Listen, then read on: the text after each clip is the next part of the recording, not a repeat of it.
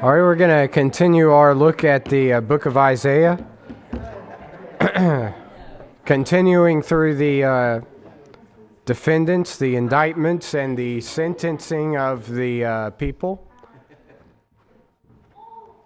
I could get everybody's attention, but first we're going to start off with review questions. First of which, who do the rich and powerful usually credit for their wealth and success? Themselves, exactly. And that's brought that up because of what we see happening in chapter 2.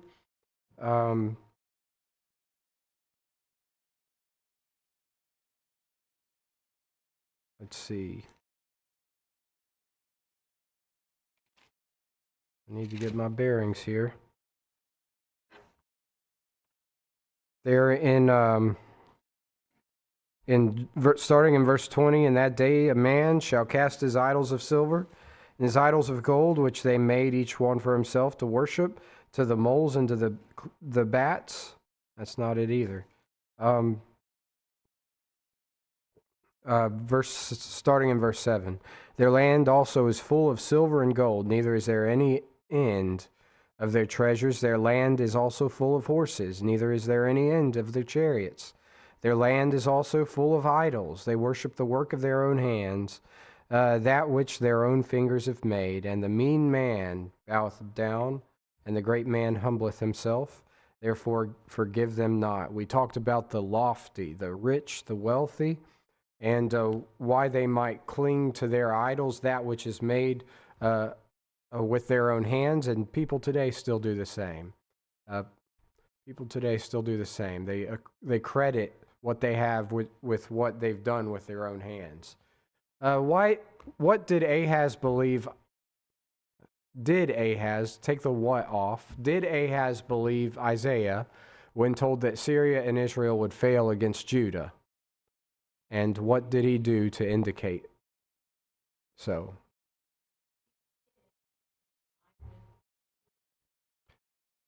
He didn't believe, but you're right on, you're 50% there. Ahaz did not believe Isaiah when he told him that Syria and Israel would fail against Judah.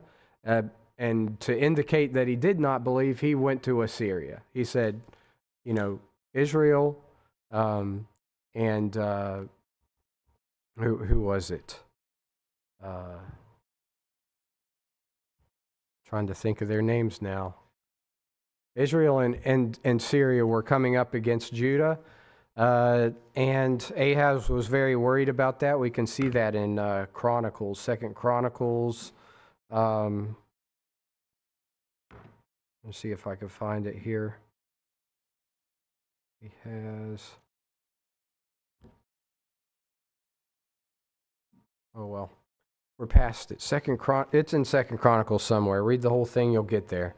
He made an alliance with Assyria, thinking Assyria would help against them. And there was a thing that Brother Mosier said that I would always remember the names of these guys, and I can't think of what it is now. So instead of trusting God, you found it, right? Was it Pekah. Yeah. Pekah and 2 Chronicles 28. Thank you.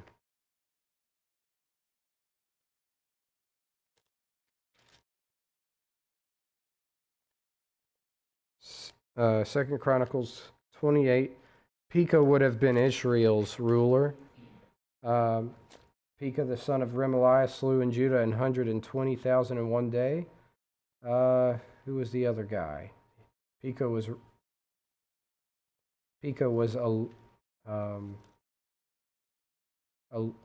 allied with somebody. Rezin. That's what I was looking for. Ahaz was afraid of Pekah and Rezin for no reason. That's why a lot of good that did me. But yeah, so Ahaz said, "Look, they're united against me. What am I going to do?" Isaiah says, "Don't worry about it. It's going to fail." Did he believe him? No. So what's he do? He allies with Assyria, and then becomes a vassal state to Syria. because of it. So they find themselves paying tribute to him continually. What's our memory verse, current memory verse? Isaiah 5:20, which says,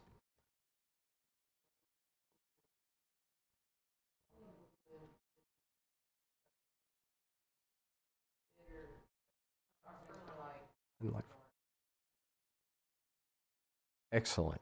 Woe unto them that call evil good and good evil, that put darkness for light, light for darkness, that put bitter for sweet and sweet for bitter.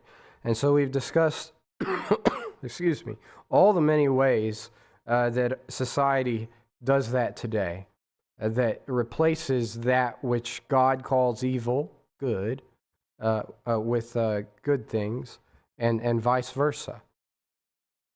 And we're going to see a lot of that in our discussion here, continuing our look at the defendants of the indictments and the sentencing concerning God's further grounds for judgment against Judah. Excuse me.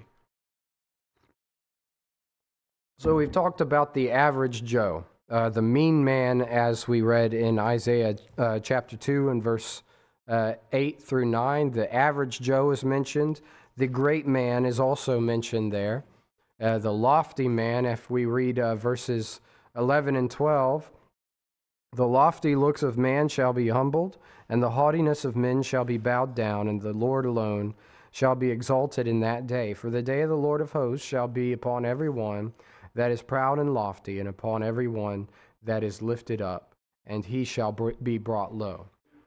So we talked about the great man, the proud and the lofty. Then we talked about the lofty dependent. That's where we got to Ahaz, who looked to Assyria instead of trusting God, trusting Isaiah and what he said. We'll find later on Hezekiah trusted God, and we'll see what happens there. Hezekiah being the good king that came up after Ahaz.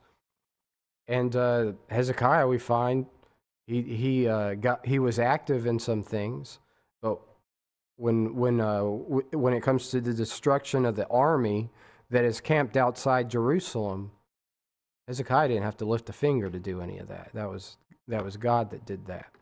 Hezekiah believes God, had faith in God, still did all he could to protect his people, and God took care of him, right?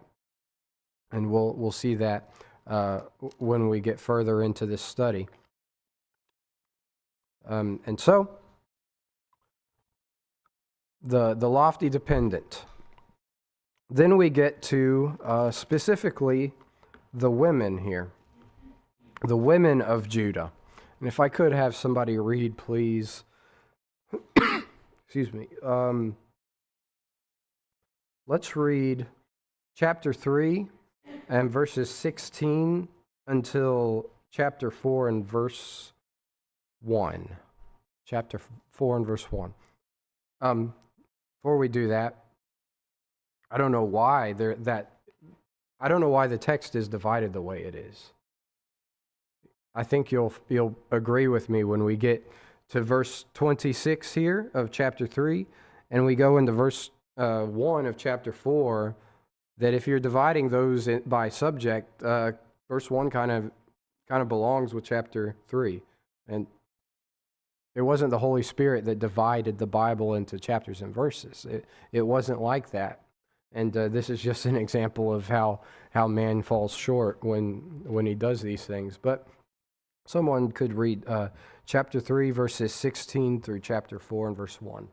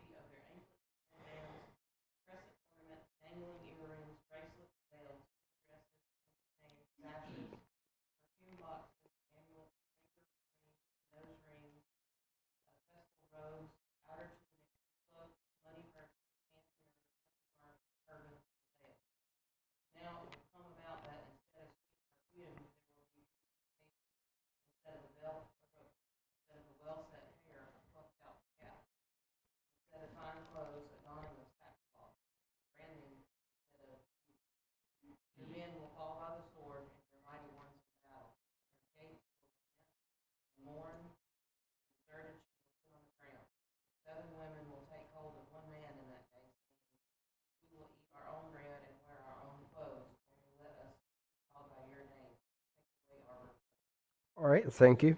You guys agree with me? Chapter 4 and verse 1 belongs with chapter 3 and verses 16 through 26. It's kind of the same flow of idea, if you ask me. And we have a completely new idea, which I hope to be jumping back to after we talk about the grounds for judgment to Judah. In verse 2 and following, we'll talk about the branch, Isaiah's prophecy concerning the branch. It's a new topic he's going on to.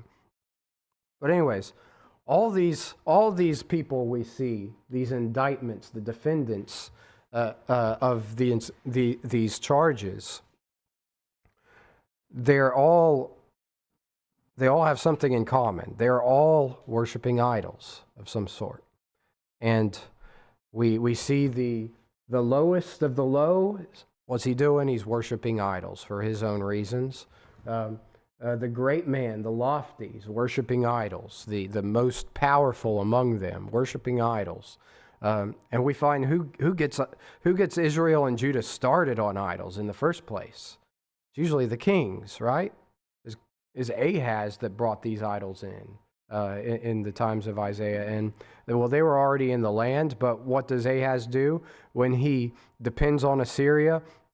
He brings in the gods of Assyria and Damascus. All these idols he brings in. That's the highest of the high in that land is doing this. So they're rotten from the foot to the head, as Isaiah says.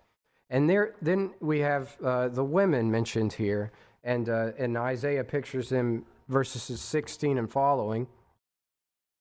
And we find, and Sean, I'm going to paraphrase what you said on Sunday, because you brought up idols, and my paraphrase of what you said was the worshiper. Idolatry is basically the worshiper having control over the worshipped. They are in control over their gods. They define what their God is. This is what my God looks like. This is what my God requires of me, and that just so happens to be everything that they want, right? They want sexual indulgence. That's what their God requires of them. They want wealth and all these other things. Well, they bring their wealth to this idol, and he's going to give me back so much more.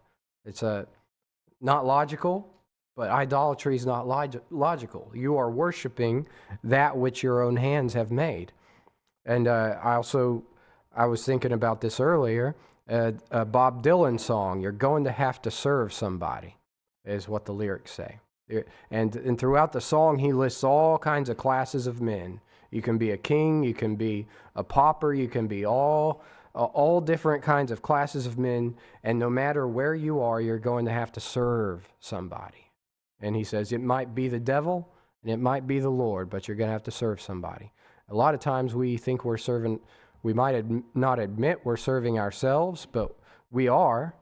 We're serving ourselves when we put our own desires, our own preferences, when we do what we want to do instead of caring what God wants us to do. That is us serving ourselves, and basically we are worshiping, we are of our father the devil if we're doing that.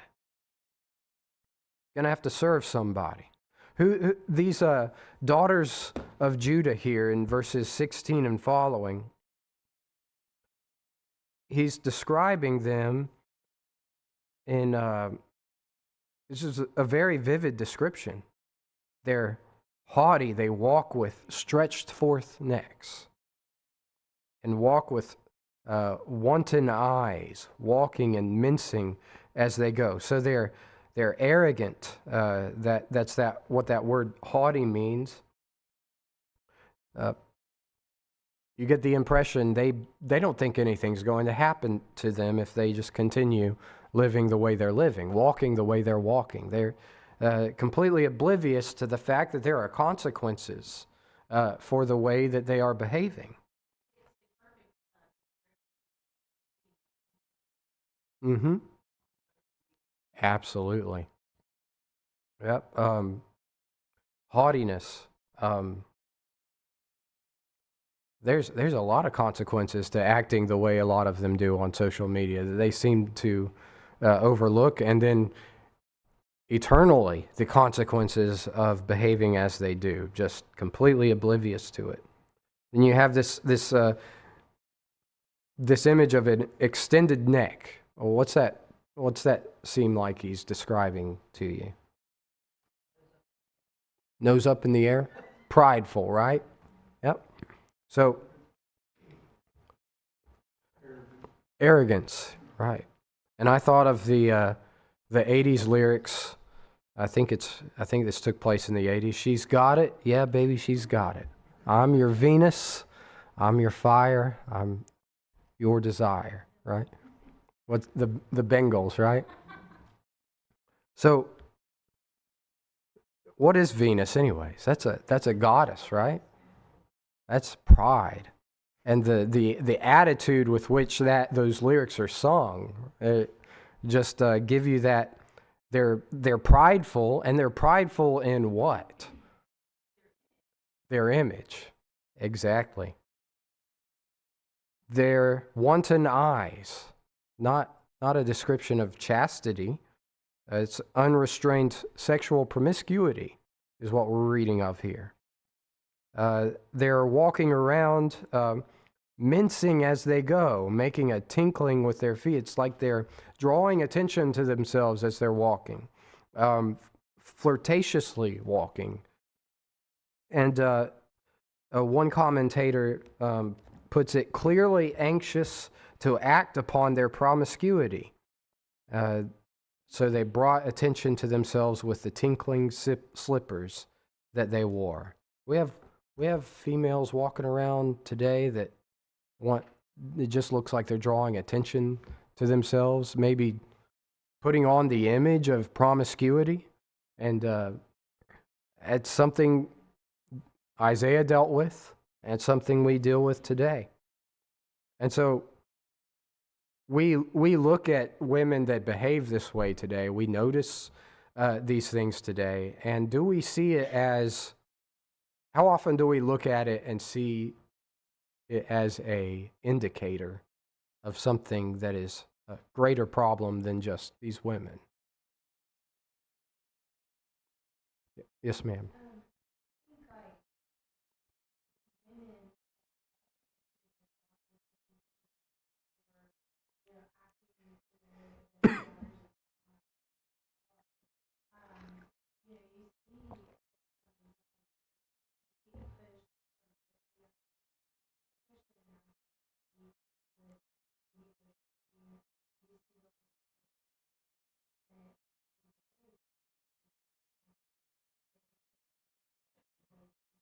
Mm-hmm.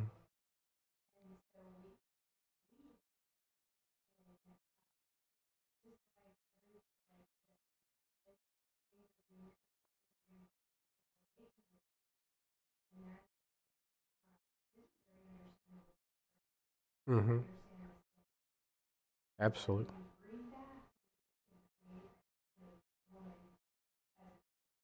Mm-hmm.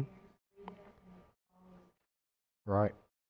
And I think what Jeff did with the bringing pop culture to mind. Remember, he brought all these different images of what Disney is putting out there and how it's affecting culture today.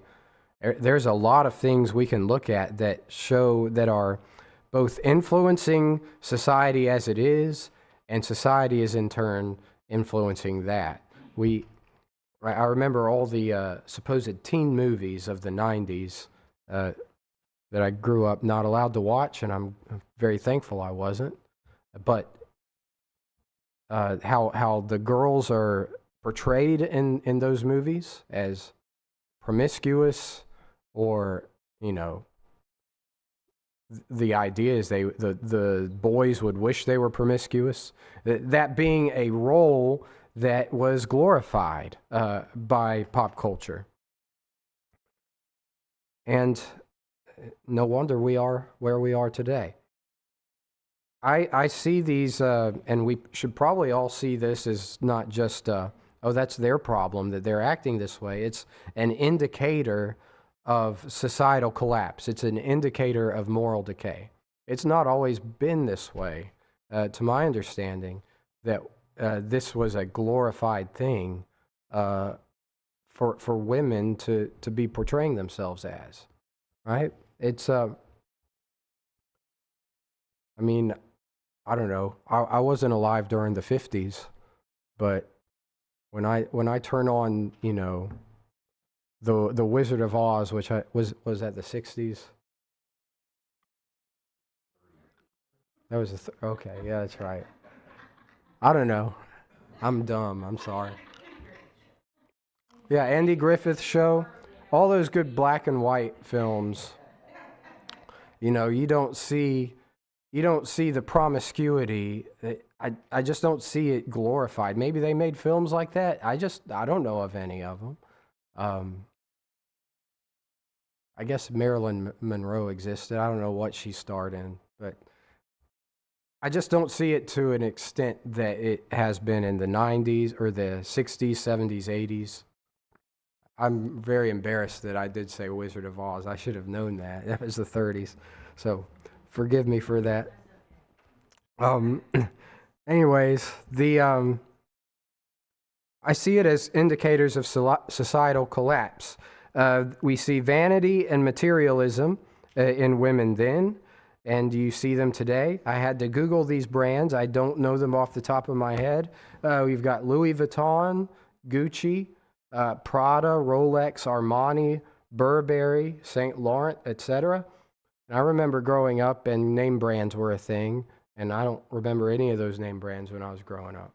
But they're designer brands, and designer brands were important when I was in school. I don't know if they still are. Now I'm kind of out of it, and the people I'm around don't talk about that sort of stuff. It might still happen. I'm sure it still does. I guess if you turn on the TV, you see the advertisements and stuff. But materialism isn't just relegated to the brand names or wealth or anything like that. It's basically the act of valuing something that is material over other things. Make sense? It's not just the Gucci and the Armani and all that. It's I value my property. It's I value this or that. It's material, tangible items. I value that as substance, and I value it over anything else in life. So this is what is portrayed by the women in Isaiah's day. If we're looking at chapter 3, we see sexual promiscuity and manipulation here in chapter 3, verses 16 and following. We see in this nation what a society that is promiscuous, that the term, another term or another use of the term body count was recently brought to my attention. Anybody know what that means? I couldn't believe it when I heard that was. I always think death when I hear body count. It's kind of like death, isn't it? And the things I see glorified. We had a presidential candidate on a podcast recently that glorifies promiscuity, just normalizes that. The name of that podcast is, again, something, I'm naive, so I didn't think of it right away. Call Her Daddy. So when I first heard the name of that podcast, my thought was, why would I call her daddy? But it's because it's got implications to it that I won't explain. But we've normalized things that should not be normalized. This is a societal collapse. This is moral decay that we're seeing when a presidential candidate will give an interview on a platform like that, right? So we're seeing these things today, and I think I don't have to go any further on that topic. Then you have apathy towards the downtrodden. So they're walking around. They've got all their bracelets, their wealthy items. They're showing off their promiscuity, their teasing sexually every man in the street, and they're paying no mind to those who are downtrodden. Those who are without, those who are in need. And I mean, what do we look around when we see today? We see a lot of apathy toward everyone else. We see selfishness, basically. Now, we could contrast that with who women ought to be, who God created woman to be. And the godly woman, the God-made woman, is that right? The God-made woman, she actually plays an incredible role in a civilized society. They're actually the backbone of civilized society.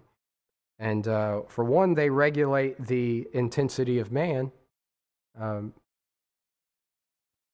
I thought my house was fairly well organized and run. How many months now? 6 months ago, I thought I was doing okay. And now I have a woman in the house, and things are so much better. I didn't know they could be that good. But they civilize us. If the godly woman civilizes us, keeps us in check, doesn't, I mean, like you said, the influencer online, women have influence. They have powers of manipulation that can be put to good use. They can also be put to evil use. So when you have a population in which the women are promiscuous, they're ungodly, you're going to see a civilization descend in godlessness. And so that's what we see with Judah, and unfortunately that's what we're seeing today as well. Any comments or anything to add on the women of Isaiah's day? So I think there's a couple words that we don't even know anymore as a society that are very shocking in terms of the way in which society operates.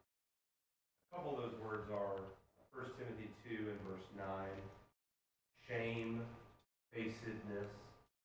Mm-hmm. I mean, there's no corner of society where shamefacedness is being promoted or encouraged or held in high regard. 1 Peter chapter 3 and verse 2, the word chaste. You mentioned chastity earlier. Mm-hmm. It's not even something that anyone even knows. They don't even know what it is. I mean, Right. It's not practiced. It's not. There's not even an example that you could probably point to and say there's someone that is in the public space. Verse 4 of 1 Peter 3, the hidden man or the hidden person of the heart, and then with that, meek and quiet spirit. Mm-hmm. I mean, just social media alone, like to Amy's point about influencers, the whole purpose is to gain, quote, value from having a, quote, audience. Right. And the whole purpose is to live out loud and live publicly. Right. To the point of not only insane vanity, but mental, emotional destruction. And it's interesting when you think about Matthew 6 and the first couple of verses there, Christ talking about the secrecy of our service to God. God is our audience. Verse 3, our service to God is not supposed to be public, to the point where our very own members are not even aware of what we're doing, because we're so incredibly in tune with who we're doing it for, which he goes on and deals with in verse 4 as well as verse 6. Social media has its place. It can be used for good purposes. We can glorify God and serve God in social media. However, I would argue the ratio is is probably, 99.9% there's a lot of threats. Yes. And it's extremely impactful on our psyche and our behavior.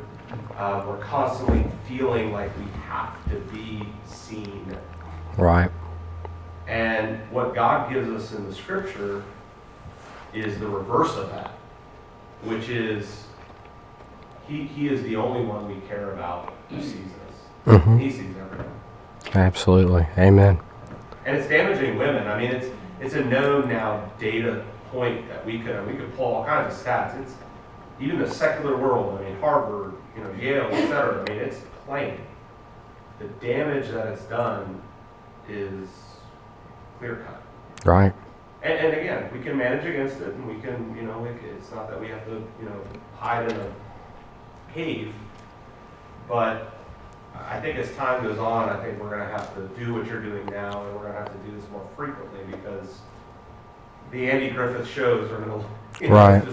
It's not there. So, this is the place right here. Absolutely. The way this is described to me is whenever my brother Jeff, and he would, growing up in junior high and high school, and even college, and even in after college, you had what was called the glamour girls, that were very much into the trend, the pop culture of the day. Hey, you gotta have all the newest things, or all the newest makeups, what people, the influencers are pushing.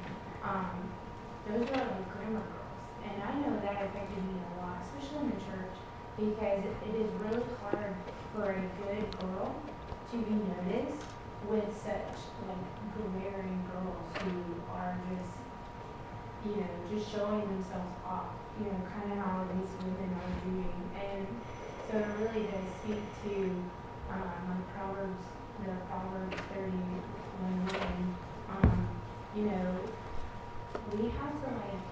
We have to offset those glamour girls to, we have to offset the good girls. We have to emphasize.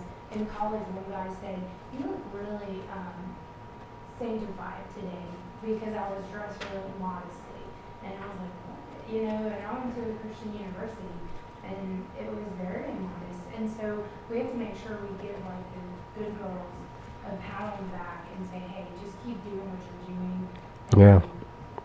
Don't look at all of these glamour girls or things going on, because you're going to make it through and you'll be okay. Right. Yep. We need to start emphasizing the stuff that's important and the stuff that is pure with our girls and our boys. I think the point too about being noticed and that temptation and that pressure Mm-hmm. is a huge deal. And I think it all boils down to who is it that we want to notice us, and who is it that would notice us. And again, if the focus is on God, that's just going to play out naturally. But one of the greatest use cases I've heard that my family's aware of, because I've repeated it a couple times because I think it's really powerful, is a young man being trained by Christian parents who was coached to avoid certain settings and areas and wants to not engage in certain activities and what people are doing, young people, because of what he might be seeing. Yep. So he's intentionally trying to look at and focus in on areas that he knows are more likely to be godly and holy. And, to me, if you're a godly woman or a godly man, the focus is I'm looking for a godly person to be around. Absolutely. I think it's the Bible's so succinct, and all the messages are going to one place. Because what we're seeing here is the message of Christ throughout his ministry, trying to teach us how to value spiritual things over physical things. That's the baseline of our struggle in life. He's trying to get there to understand how valuable it is. This is literally It's what's on the inside that counts. Yep. That old saying, I mean, that's what we're talking about. Mhm. And it's an old cliche, but it's absolutely true. It's what's on the inside that counts. Yep. I mean, here we have the Lord, in the day will take away the finery. And then he says, and then 24, and so it shall be. So he's revealing the heart, Yep. is what he's really done here. And when you see that, instead of a sweet smell, there'll be a stench. Instead of a sash, a rope. So you're seeing the inside revealed on the outside, and Yep. it's not pleasant. Exactly. You know, when dating, the first thing that you should ask yourself is this person going to help me get to heaven? Absolutely. Yep. And that, I meant to bring that out. Started that train of thought, and that's where I wanted to end it, where when I started the train of thought that we all serve something, right? And these women are serving all sorts of things. Eventually, you are going to find out the truth about that thing which you serve. You're going to find, if you don't put your treasures in things above, you're going to find that instead of a sweet smell, there's going to be stink. If you put material things above spiritual, if you put things of this world above that which is spiritual, you're going to find it's going to be taken away eventually. You're going to be disappointed by it. There's going to come a point where you do not have that anymore because it's going to be destroyed along with all those idols that Isaiah mentions in chapter 2. So all these points, if you take this book as a whole, the same points are being repeated over and over. You're going to end up with that which you serve. You can end up with God in heaven. You can end up in destruction, which is everything else. Yes, ma'am.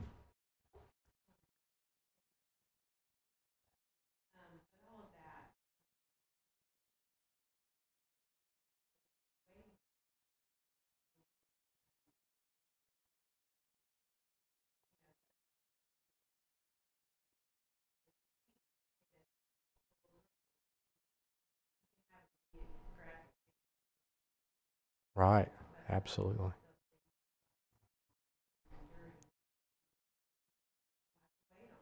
Mm-hmm.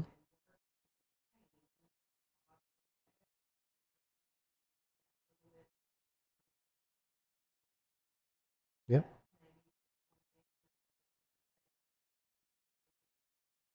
Yep. And part of that waiting is do what God says is important right now, and all these things shall be added unto you, right? As a Matthew 6:33 or 6:33, right? So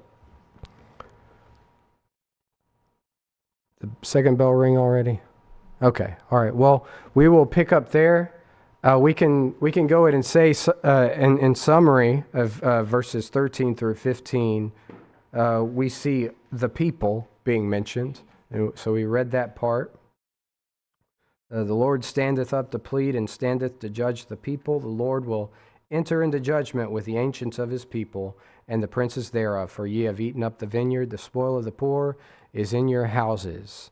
So, and all that goes back to the corruptness, the apathy that they had toward the poor. And so all of these people make up all these all these, what am I looking for? I can't think tonight. I can't speak. Characters. Well, that's not the word I was looking for, but it works. Make up the people of Judah, as the defendants in this case being charged against them. So next Wednesday, we will look more specifically at a few indictments, talk about their misplaced trust in man's military might, his mystical madness, and his mutual memberships. So look forward to seeing you all then.